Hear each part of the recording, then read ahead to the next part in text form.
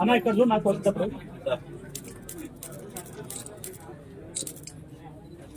చంద్రబాబు గారి నాయకత్వం, చంద్రబాబు గారి నాయకత్వం.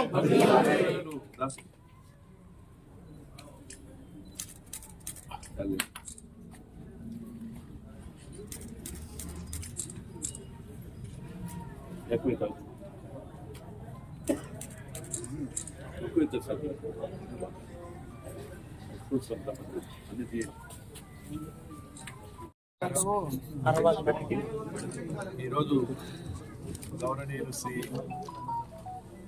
నారా చంద్రబాబు నాయుడు గారి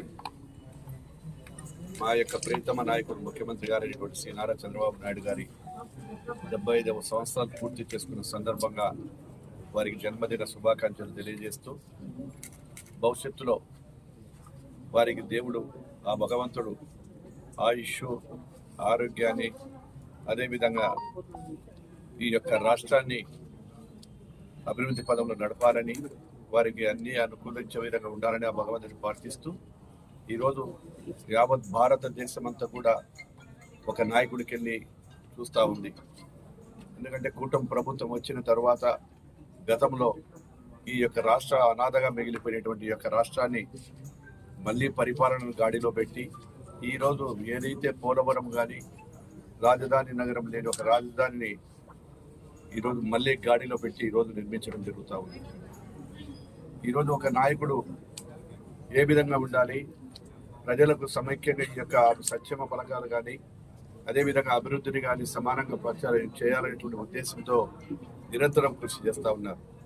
ఆ రోజు సంక్షేమ పథకాలు ఒక్కటే కాదు, ఈరోజు మేము అభివృద్ధి చేసుకుంటూ ఏదైతే నిరుద్యోగులకు కూడా ఉద్యోగాలు కానీ ఇండస్ట్రీస్ కానీ అన్ని కూడా పరిగెత్తుకుంటూ వస్తూ ఉన్నాయి. ఈరోజు ప్రజల సంక్షేమం కోసం పరిపాలన ప్రజల వద్దకే పరిపాలన తీసుకెళ్తా ఉన్నాం.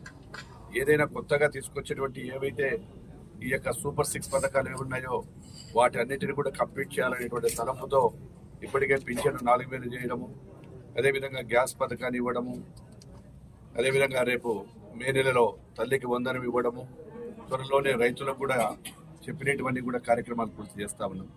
ఒక విశిష్టమైనటువంటి వ్యక్తి, చాలామంది అరుదైనటువంటి వ్యక్తులలో ఈ యొక్క భారతదేశ చరిత్రలో అరుదైన వ్యక్తులలో శ్రీ నారా చంద్రబాబు నాయుడు గారు కూడా ఒక్కరిగా మిగిలిపోతారని చెప్పడానికి గర్వంగా ఫీల్ అవుతా ఉన్నాం.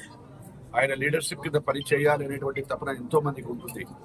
అటువంటిది ఆ యొక్క నాయకుడి మధ్యన ఈరోజు మేమందరం కూడా ప్రజాసేవ చేస్తూ ఈ యొక్క రాష్ట్రానికి, నా యొక్క నియోజకవర్గానికి, జిల్లాకు నా ముఖ్యమైనటువంటి R&B శాఖ ద్వారా ఈరోజు అభివృద్ధి పనులు కూడా పరిగెత్తుతా ఉన్నాం. గత ప్రభుత్వంలో R&B శాఖ నిర్వీర్యమైతే ఈరోజు R&B శాఖను ఎక్కడా లేని విధంగా దాదాపుగా 1200 కోట్లతో గుర్తు లేకుండా ఈరోజు రాష్ట్రం అంతా కూడా పూడ్చడం జరిగింది. అదేవిధంగా ఈరోజు నేషనల్ హైవే ద్వారా కూడా వేలాది కోట్ల రూపాయలు ఈరోజు తీసుకురావడం జరుగుతూ ఉంది.